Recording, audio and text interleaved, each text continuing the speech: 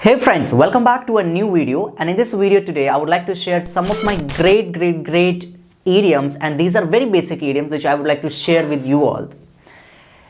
In this video today, in short, I would like to share some of my favorite idioms which are actually super important and super easy as well, which will be of course very helpful for everyone to start speaking from the day one. Like from today you also can start speaking by using these 5 simple idioms of English.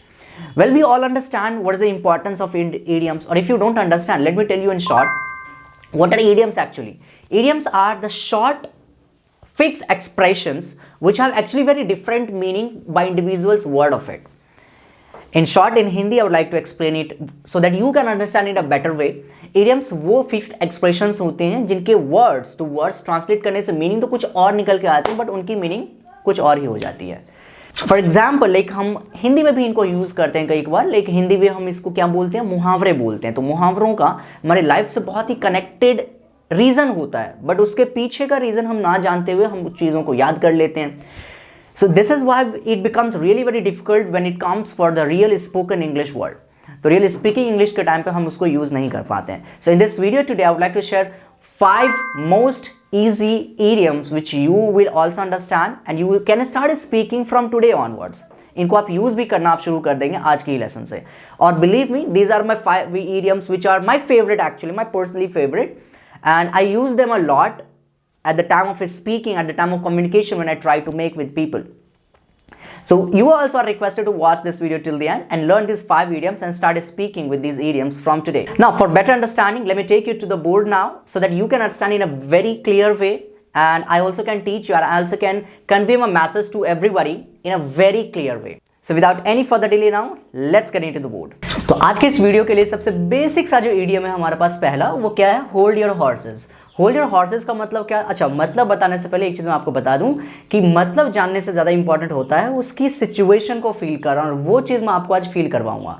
ध्यान से सुनिए ज़रा. Hold your horses का मतलब क्या होता है, इसे हिंदी में समझने से पहले एक सिचुएशन में क्रिएट करके बताता हूँ आपको. जब भी कोई सामने वाला बंदा बहुत एक्साइटेड हो जाता है किसी भी चीज़ को लेकर, हम क्या बोलते हैं, अरे भाई थम जा, थम जा, यानी कि हम उसे इंतजार करने के लिए बोल रहे, राइट. हम लिटरली हम बोलना चाहते हैं प्लीज़ वेट, बट हम कभी कभार ऐसे अग्रेसिव मूड में या फिर एंग्री होके या थोड़ा एक्साइटमेंट में हम भी बोल देते हैं भाई थम जा थोड़ा.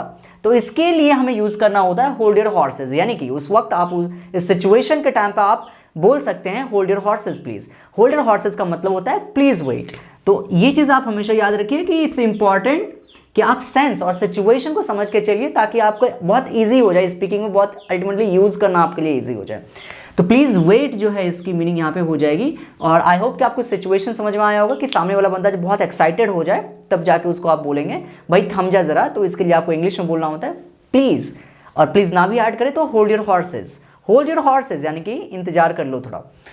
नेक्स्ट है हमारा idiom once in a blue moon. Once in a blue moon का मतलब होता है एग्जैक्टली हम हिंदी में क्या यूज़ करते हैं कभी कभार, ईद का चांद होना. यानी कि कोई इंसान जब हमसे बहुत ज़्यादा दिनों के बाद मिलता है, हमारी मुलाकात बहुत दिनों के बाद होती है, तो हम क्या बोलते हैं हिंदी में कि वही तुम तो बड़े ईद का चांद हो गए, यानी कि तुम बहुत कम मिलते हो मुझसे, मेरी और तुम्हारी बातें बहुत पहले बहुत ज़्यादा हुआ करती थी बट अभी बहुत ज़्यादा कम होती है. So it means you have to say once in a blue moon. For example you will say here, hey dude, you always used to call me a lot earlier but nowadays you call me once in a blue moon. पहले तुम मुझे बहुत ज़्यादा call किया करते थे, but nowadays you always call me once in a blue moon.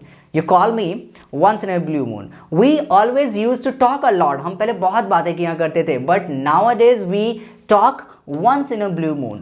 We talk once in a blue moon. Like this you have to use your sentences. तो इसी सिचुएशन को समझ लेते हैं जब आप, तो ये बहुत ज़्यादा ईजी हो जाता है आपके लिए, 100% ईजी हो जाता है आपके स्पीकिंग में यूज़ करना.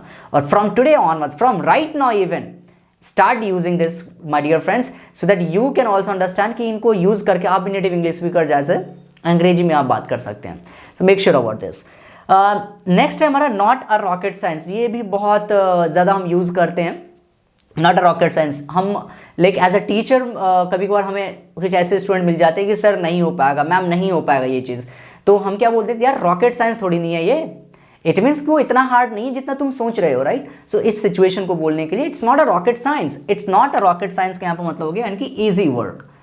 एक ऐसा कोई टास्क जो बहुत ईजी है बट सामने वाले बच्चे को लग रहा है कि ये बहुत हार्ड है, तो हम क्या बोलेंगे, यार it's not a rocket science, operating this DSLR camera is not a rocket science. तो मैं भी पहले बहुत कंफ्यूज हो रहा था ऑपरेट कैसे करना DSLR कैमरा, वो so I was also told by somebody कि ये रॉकेट साइंस नहीं है, it's not a rocket science. So it means कि ये बहुत ईजी काम है, जो हम हार्ड मान के बैठे हैं वो बहुत ईजी काम है, it's an easy word. So it's not a rocket science. It's not a rocket science. Speaking English is not a rocket science. It's just a piece of practice only. Speaking English क्या है? English बोलना, अंग्रेजी में बात करना, ये बहुत ही कोई बहुत बड़ा रॉकेट साइंस नहीं है जिसमें आपको फॉर्मूले वॉर्मूले लगाने पड़ेंगे। You just have to think and stable your mind in such a way where you can feel, yes, I'm speaking or I'm trying something to speak in English. That's right. I hope this is also clear. Next हमारा a piece of cake. देखिए जिस तरीके से third की जो meaning थी कि easy work के लिए हमने not a rocket science, situation wise समझ के रखिए कि कैसे हमने बोला है, किस सिचुएशन में बोला है उसे। नेक्स्ट हमारा a piece of case, sorry a piece of cake, not case. A piece of cake का मतलब होता है यानी कि एक केक को खाने जितना आसान कोई काम, एक कोई काम जो बहुत हलवा हो। हलवा मतलब समझते हैं ना, हलवा तो एक वैसे डिश है but exactly we use it in such a way ताकि सामने वालों को हम ये बता पाएं कि ये बहुत हलवा टास्क है, राइट।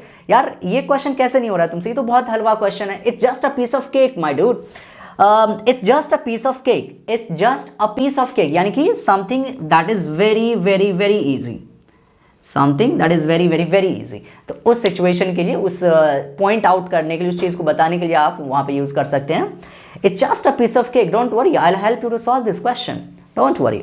नेक्स्ट हमारा a cup of tea, same इसका भी मतलब सेम होता है। अ कप ऑफ टी का मतलब होता है एक कप चाय पीने जितना आसान।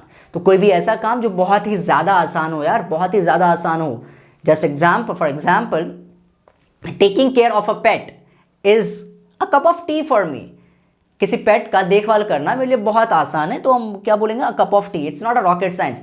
अच्छा, अब यहाँ पे इन तीनों का मतलब तो एग्जैक्टली सेम हो रहा है। इजी वर्क इसका भी मतलब हो गया, वेरी इजी वर्क इसका भी मतलब हो गया, और अ कप ऑफ टी भी सेम मतलब पता चल रहा है। तो how will you identify the situation? No need to get confuse with it. जब भी कोई सिचुएशन मिले आप इन तीनों में से कोई भी आप यूज करना चाहें कर सकते हैं। जैसे फॉर एग्जाम्पल हम कैमरे की बात कर लेते हैं, टेकिंग केयर ऑफ अ पेट की बात कर लेते हैं, सॉल्विंग अ क्वेश्चन की बात कर ले, तो वहां पे तो ये सेट हो जाता था, नॉट अ रॉकेट साइंस। भाई इसमें रॉकेट साइंस क्या है? इसमें रॉकेट साइंस क्या है? कलर ही तो फिल करने हैं इस डायग्राम में। We just have to fill the colour, we just have to select the colour and fill it into this diagram. तो इसमें रॉकेट साइंस क्या? What is rocket science here? So it's not a rocket science, it's just an easy and a very comfortable work. So like this you have to use in your sentences. इस तरीके से पांचों idioms यहाँ पे आप finish होती है। बहुत ही basic idioms है। I hope you will use in your future and you will enjoy using this as well. Now in the next class I'll also bring and come up with some more idioms of English which will actually help you to speak like a native English speakers, and that's really very helpful guys. Idioms जैसे मैंने आपको शुरुआत में बताया था कि बहुत ज़्यादा ईडियम्स ज़रूरी है किसी भी कैंडिडेट के लिए, किसी भी स्पीकर के लिए उसको यूज़ करना। और बिना इसके तो आप यूँ समझ लीजिए कि फॉरेनर्स की इंग्लिश या फिर ब्रिटिशर्स या फिर जो अंग्रेज़ों वाली इंग्लिश होती है एक्चुअली जो हम बोलते हैं वो तो आप समझने से रहे। So I believe and you also need to believe it कि ये कुछ ऐसे ईडियम्स हैं जो आपको यूज़ करना शुरू कर देना चाहिए। I hope you all have understood what I mean by this video. Now if you like this video and learned something good from this video, do like, share and subscribe to the channel right now ताकि आने वाले lessons की videos और notifications उनकी बिल्कुल time to time आपके notification यानी कि YouTube पे फ्लैश होती रहे। चलिए मिलते हैं आपसे नेक्स्ट वीडियो में, तब तक के लिए बाय बाय, टेक केयर।